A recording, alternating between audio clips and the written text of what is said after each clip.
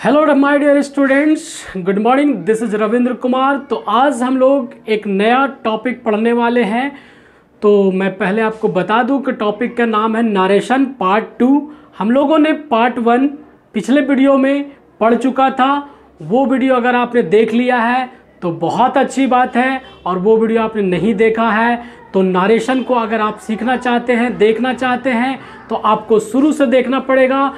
Part 1 का video हमने बना रखा है, वो आपको प्लेलिस्ट में मिल जाएगा, आप देख सकते हैं जा कर के।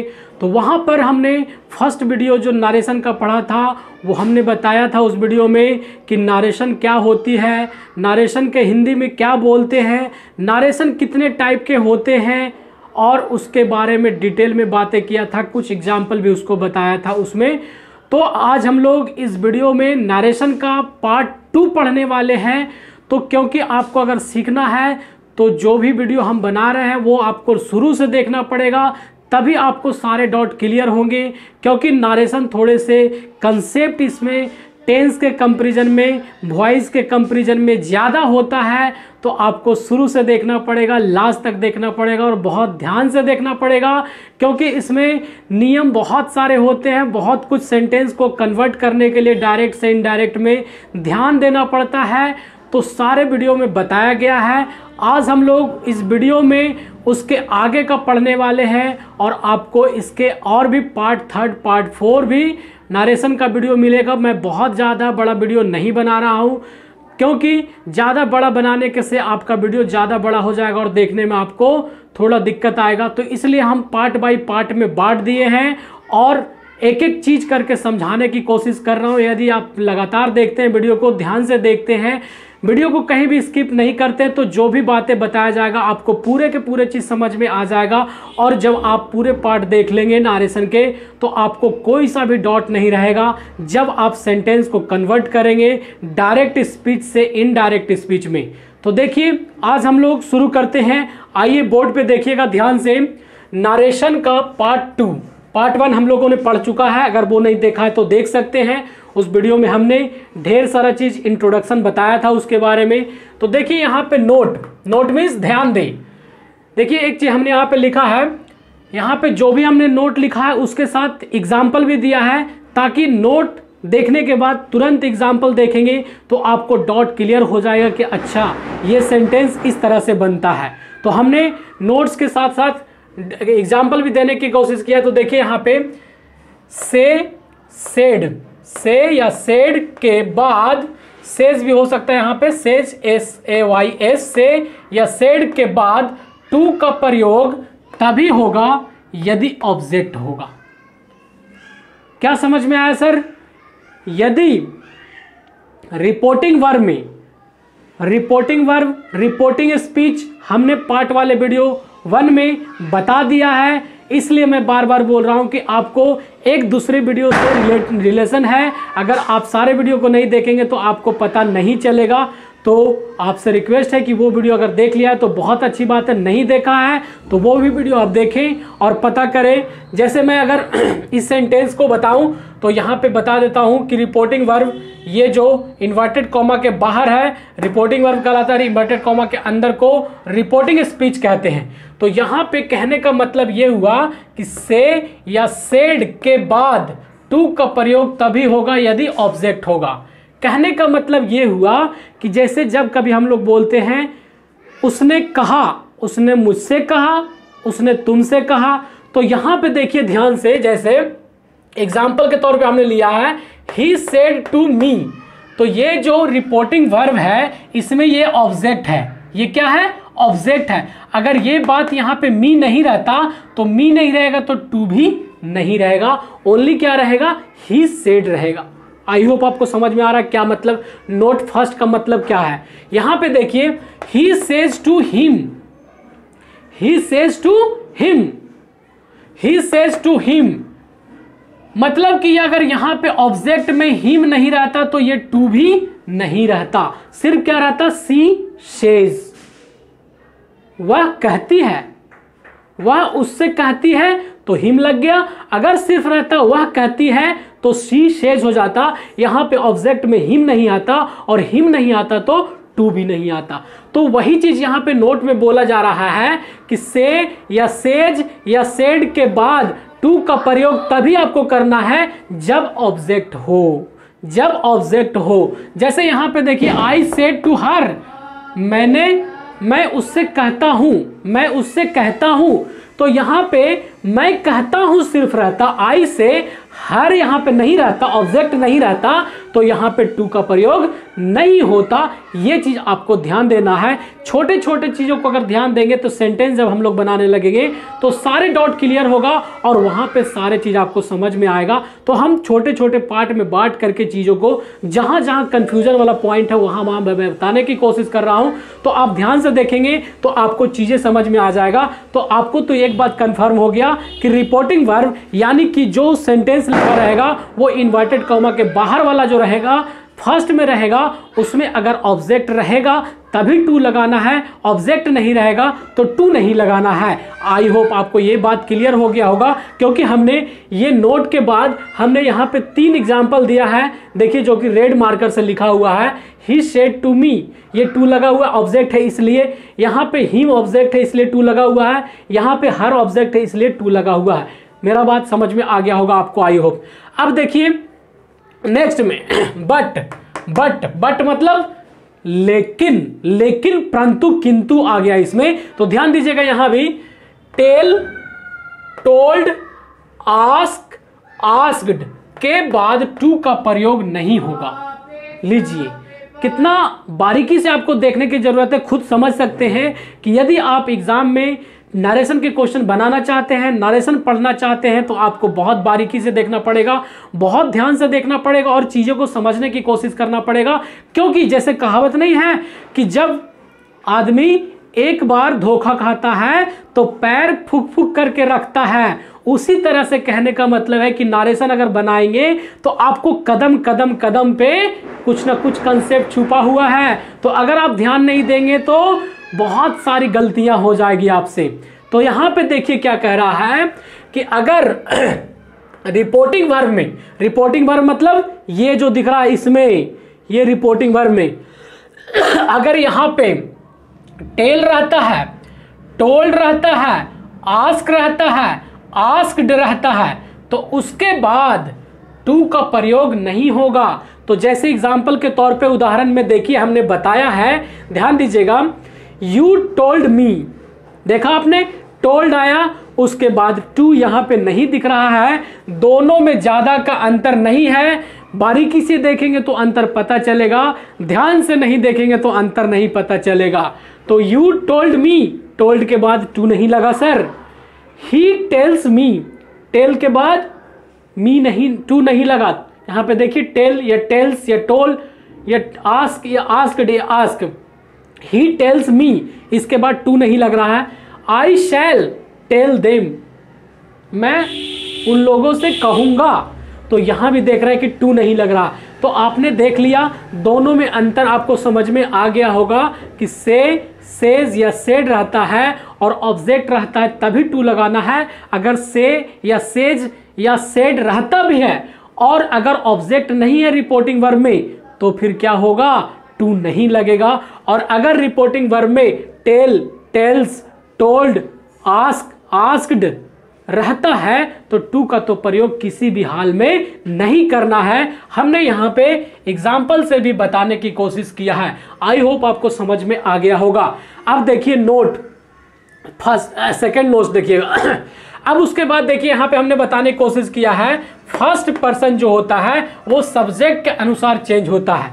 फर्स्ट पर्सन सब्जेक्ट के अनुसार चेंज होता है। जैसे यहाँ पे एक छोटे टेबल से अगर मैं आपको बताने की कोशिश करूं तो देखिए यहाँ पे कहने का मतलब है first person, second person, third person. First person subject के अनुसार होता है, सब्जेक्ट को शॉर्ट में एस लिख रहा हूं।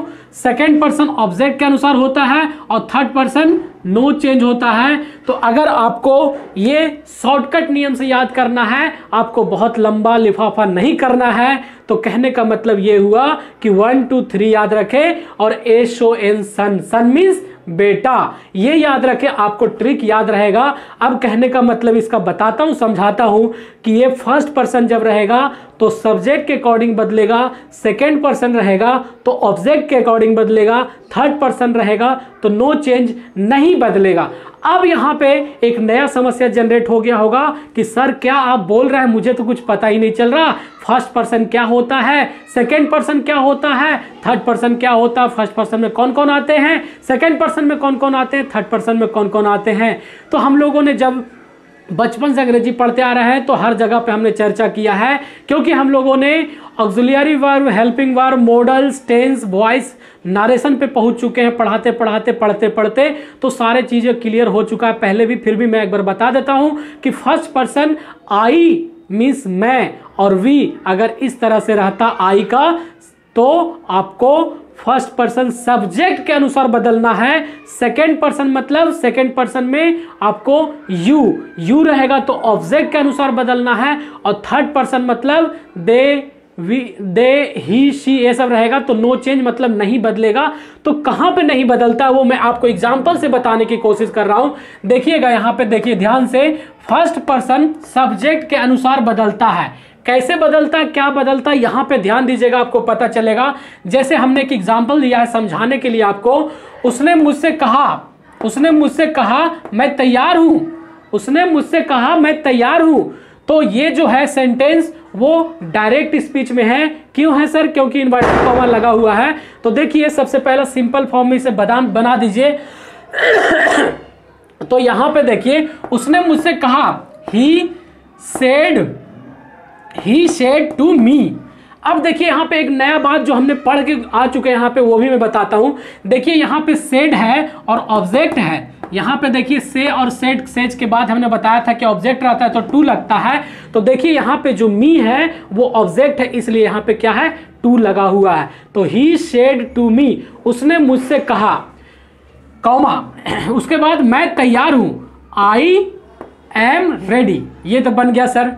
अब इसी के बारे में चर्चा करेंगे कि जो फर्स्ट पर्सन होता है वो सब्जेक्ट के अनुसार बदलता है। तो इसमें जो रिपोर्टिंग स्पीच में जो फर्स्ट पर्सन है ये आई है। तो कैसे, ये डायरेक्ट में है, ये जो ब्लैक मार्कर से लिखा हुआ है ये डायरेक्ट स्पीच में है, इसे इनडायरेक्ट में बदलेंगे तो क्या चेंजेस होगा देखिएगा ध्यान से। ही सेड टू मी को बदलेंगे अगर इनडायरेक्ट स्पीच में तो ही और सेड का टोल्ड बदल जाएगा और यहां मी का मी हो जाएगा। यहां पे हमने पहले भी चर्चा कर चुके हैं कि टेल्स, टोल्ड, आस्क डे बाद टू का प्रयोग नहीं होता। देखिए यहां पे जो टू था वो यहां पे चला गया, मतलब टू नहीं लगा हुआ है।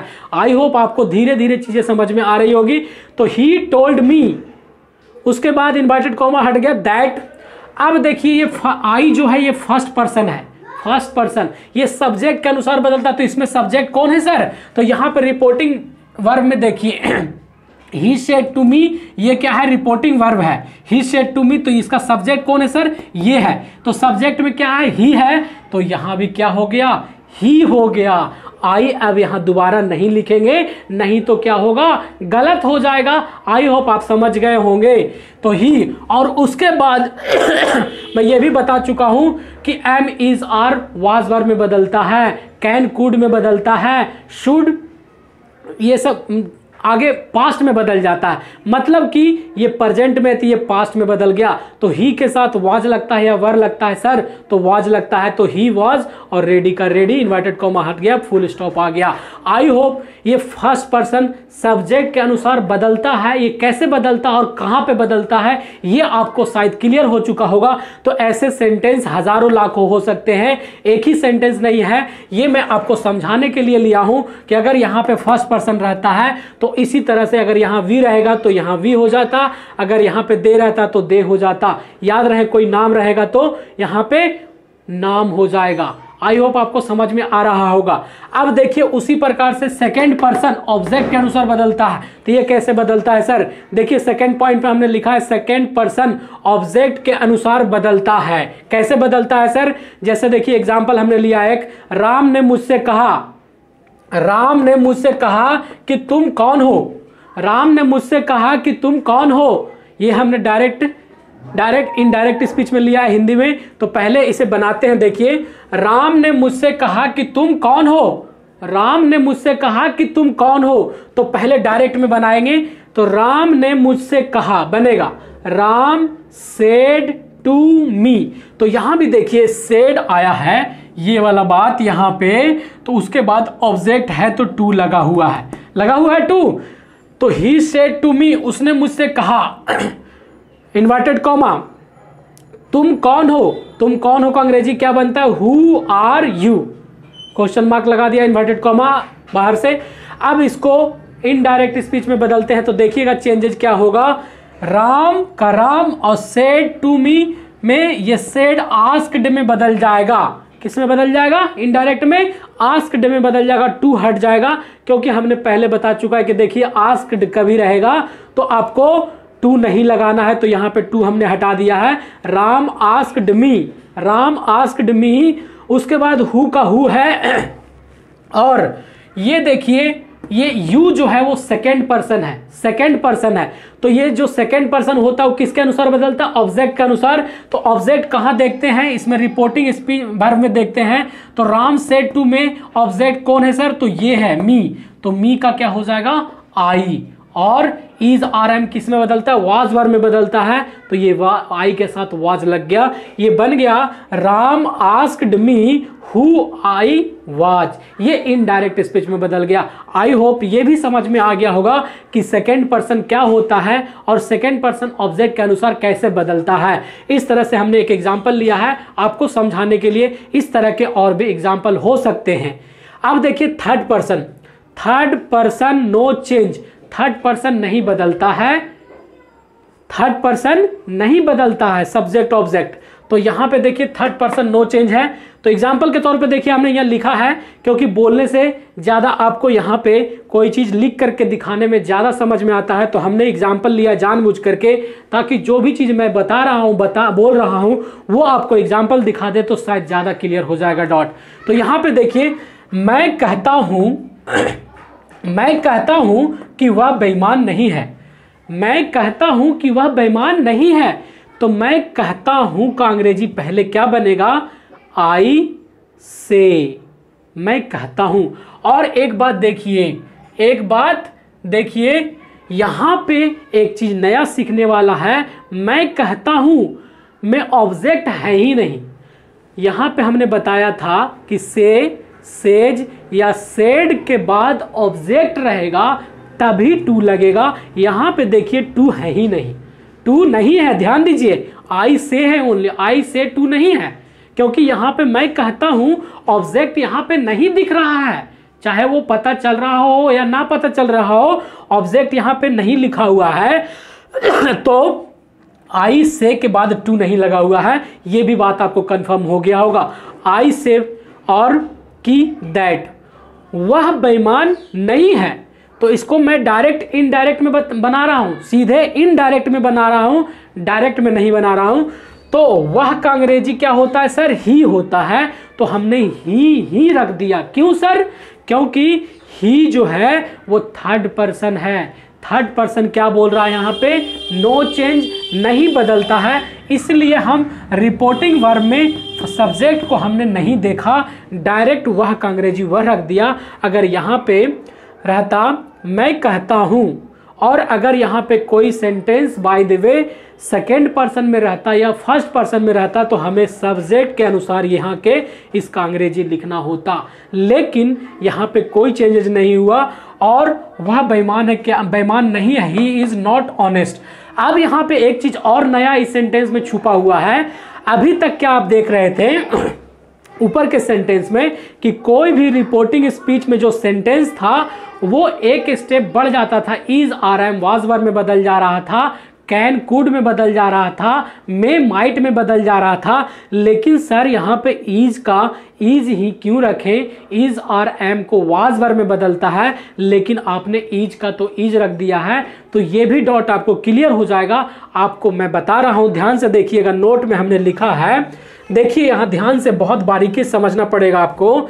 यदि रिपोर्टिंग वर्ब, यदि रिपोर्टिंग वर्ब किसको बोलते हैं, ये जो फर्स्ट सेंटेंस है इन्वर्टेड कॉमा के बाहर वाला, ये क्या कहलाता है, रिपोर्टिंग वर्ब कहलाता है।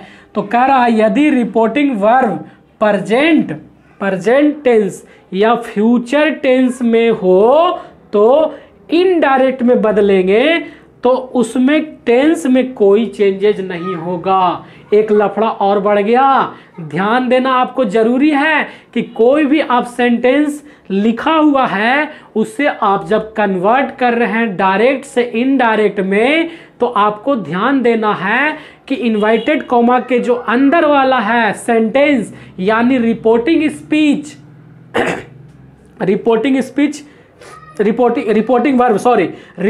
वर्ब इन्वर्टेड कॉमा के बाहर वाला जो सेंटेंस है, अगर वो सेंटेंस प्रेजेंट टेंस में हो या फ्यूचर टेंस में हो। अब प्रेजेंट टेंस का मतलब क्या होता है सर, फ्यूचर टेंस का मतलब क्या होता है सर, तो सभी टेंस हम लोगों ने पढ़ चुका है, ये आपको समझदार है, समझ गए होंगे।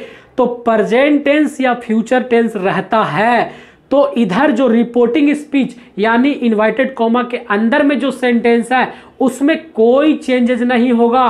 कोई चेंजेस के मतलब सब्जेक्ट ऑब्जेक्ट में नहीं बदलेगा, क्या तो बदलेगा, तो चेंजेस क्या नहीं होगा, तो टेंस में कोई चेंजेस नहीं होगा। टेंस में कोई चेंजेस नहीं होने का मतलब यह हुआ कि अगर वो इज आर एम है तो वाज वर्ब में नहीं बदलेगा, इज आर एम में ही रहेगा। अगर वाज वर्ब अगर कैन है तो वो कैन में ही रहेगा, कुड में नहीं बदलेगा। कब, जब शुरू वाला सेंटेंस, जब रिपोर्टिंग वर्ब वाला जो सेंटेंस होगा, इन्वर्टेड कॉमा के बाहर वाला जो सेंटेंस होगा, अगर वो प्रेजेंट टेंस में होगा या फ्यूचर टेंस में होगा तब ऐसा करना है। अगर इसके अलावा कोई और टेंस में रहेगा तो जैसे मैं बता रहा था वैसे ही बदलेगा। आई होप समझ गए होंगे।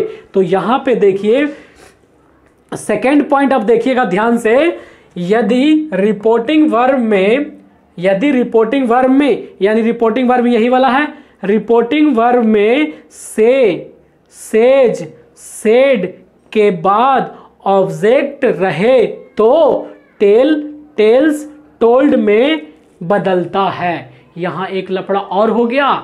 देख रहा है कितना नियम पे नियम आ रहा है, पॉइंट पे पॉइंट आ रहा है। क्या कह रहा है देखिए ध्यान से, यहां पे ध्यान दीजिएगा। यदि रिपोर्टिंग वर्ब में, रिपोर्टिंग वर्ब मतलब ये वाला रिपोर्टिंग वर्ब से, देखिए लिखा हुआ भी है, से, सेज, सेड, यहां पे इन तीनों के बाद अगर ऑब्जेक्ट रहे तब उसको इनडायरेक्ट में बनाएंगे, इनडायरेक्ट स्पीच में बदलेंगे। तो से के जगह टेल हो जाएगा, सेज के जगह टेल्स हो जाएगा और सेड के जगह टोल्ड हो जाएगा। और अगर ऐसा कंडीशन में से, सेज, सेड के बाद ऑब्जेक्ट नहीं है तो फिर यही वाला बात to copy as it is लिखा जाएगा, वो टेल, टेल्स, टोल्ड में नहीं बदलेगा। आई होप आप समझ गए होंगे कि मैं क्या कह रहा हूं। तो एक एग्जांपल हमने यहां पे लिया, देखिएगा ध्यान से। वह कहती है कि मैं तैयार हूं, वह कहती है कि मैं तैयार हूं। तो वह कहती है अंग्रेजी क्या बनेगा, ही सेज। अब जो बात हमने यहां पे नोट में बता रहे हैं वही बात यहां पे एग्जाम्पल में लिया है। तो देखिए यहां पे ही सेज, ये डायरेक्ट स्पीच में बना रहा हूं। ही सेज मैं तैयार हूं, inverted comma, I am ready. वह कहती है मैं तैयार हूं। अब इसको जब इनडायरेक्ट में बनाएंगे तो यहां पे आपको दो दो चीज का ख्याल रखना है, दो दो चीज का ध्यान रखना। पहला नंबर में तो सेज के बाद ऑब्जेक्ट नहीं है, और ऑब्जेक्ट नहीं है तो सेज का टेल्स में नहीं बदलेंगे, सेज का सेज ही रह गया। दूसरी बात, इन्वर्टेड कॉमा के जगह पे दैट तो हो गया, ये तो पता है आपको। उसके बाद फर्स्ट पर्सन ऑब्जेक्ट सब्जेक्ट के अनुसार बदलेगा। फर्स्ट पर्सन आई है और यहां पे देखिए रिपोर्टिंग वर्ब में शी है, तो यहां भी क्या हो जाएगा, शी हो गया, आई अब नहीं रहेगा। और आई के बाद वाज लगना चाहिए, लेकिन यहां पे आई के बाद ही, शी के लिए शी के साथ वाज लगना चाहिए लेकिन नहीं लगा। क्यों, शी इज रेडी, मतलब यहां पे आई के साथ एम, सी के साथ इज लगता है तो वही चीज रह गया। क्यों रह गया, क्योंकि हमने यहां पे बताया था कि रिपोर्टिंग वर्ब में प्रेजेंट या फ्यूचर टेंस रहेगा तो आपको टेंस में कोई चेंजेस नहीं होगा। तो वह कहती है, ये जो सेंटेंस है वो प्रेजेंट इंडेफिनिट टेंस का ही तो है, प्रेजेंट टेंस का ही तो है। तो इसीलिए यहाँ पे ये जो हेल्पिंग वर्ब टेंस है, यहाँ पे इज के जगह पे वाज नहीं बदला। आई होप जो भी हमने बताया होगा शायद आपको समझ में आ चुका होगा। यदि आपको समझ में वीडियो आ रहा है तो वीडियो को जल्दी से लाइक करिए, कमेंट करके बताइए कि आपको सच में समझ में आ रहा है नहीं, और जो आपके अच्छे करीबी दोस्त हैं उनके आप व्हाट्सएप पे ये वीडियो शेयर करें ताकि वो भी फ्री में घर बैठे इस वीडियो को देख सके और नारेशन अंग्रेजी बोलना सीख सके। तो आई होप आप अभी तक वीडियो को लाइक कर चुके होंगे, और चैनल पे यदि फर्स्ट टाइम आए हैं, फर्स्ट टाइम आपने वीडियो को देख रहा है तो आप चैनल को सब्सक्राइब नहीं किए तो चैनल को सब्सक्राइब कर ले, बेल आइकन को प्रेस कर ले, ताकि जब भी मैं वीडियो अपलोड करूं तो सबसे पहले आप तक नोटिफिकेशन पहुंचे और आप उस वीडियो को देख सके। आई होप आपको समझ में आ गया होगा। तो आज वीडियो लास्ट होने से पहले एक छोटा सा आपसे रिक्वेस्ट है कि मैं कुछ हिंदी में वाक्य पूछूंगा, उसे आपको कन्वर्ट करके कमेंट बॉक्स में कमेंट करके जवाब देना है, ताकि मुझे और लोगों को पता चल सके कि आप इस वीडियो को देखने के बाद कितना सीखे हैं और कितना सही सही जवाब दे रहे हैं। तो मुझे आपका कमेंट का इंतज़ार है, आप कहीं मत जाइएगा, कमेंट करने के बाद जाइए, मुझे आपका कमेंट का इंतज़ार है। जितना जल्दी हो सके कमेंट करके बताइए। मैं कुछ हिंदी में वाक्य बोल रहा हूँ, देखता हूँ आप बना पाते हैं या नहीं। वह मुझसे कहती है मैं शहर जाऊंगी। वह मुझसे कहती है मैं शहर जाऊंगी। उसने मुझसे कहा तुम लड़ाई कर रहे हो। उसने मुझसे कहा तुम लड़ाई कर रहे हो। वे लोग कहते हैं तुम बेईमान हो। वे लोग कहते हैं तुम बेईमान हो। हम लोग उससे कहते हैं कि तुम चोर हो। हम लोग उससे कहते हैं कि तुम चोर हो। मैं आपसे कहता हूं कि वे लोग ईमानदार हैं। तो करीब करीब हमने 5 हिंदी में वाक्य पूछे हैं। यदि आप इस वीडियो को देखने के बाद पार्ट 1 अगर आपने नहीं देखा है तो वो भी आपको प्लेलिस्ट में मिल जाएगा, वो भी आप देख सकते हैं। और ये देखने के बाद आप कमेंट में कमेंट करके बताइए, मुझे आपका कमेंट का इंतज़ार है। तब तक आपसे लेता हूँ विदा, और फिर मिलता हूँ पार्ट 3 नारेशन का वीडियो लेकर आऊँगा। वो भी आपके लिए बहुत ही बेनिफिशियल होगा, यूज़फुल होगा। यदि आप लगातार सारे वीडियो देखते जाते हैं तो आपको अंग्रेजी बोलना, कोई आप कंपटीशन का एग्ज़ाम देते हैं तो आपको सारे तरह के इंग्लिश में क्वेश्चन बनने लगेगा, और वो भी बहुत सरल तरीके से। तो मुझे उम्मीद है वीडियो पसंद आया होगा। तो वीडियो पसंद आया तो जल्दी से लाइक कर दीजिए और कमेंट करके ज़रूर बताइएगा। तब तक आपसे लेते हैं विदा।